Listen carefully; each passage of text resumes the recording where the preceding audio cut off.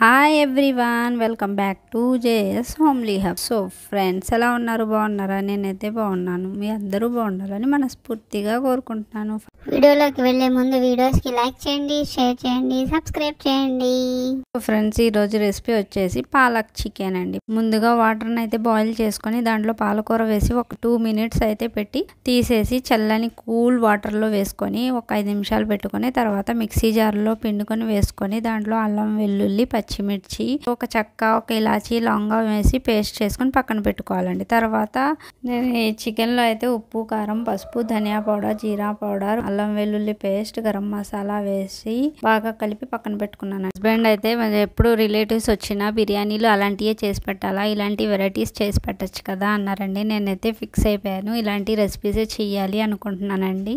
మీలో ఎంతమంది ఇలా అనుకుంటున్నారో కామెంట్ చేయండి.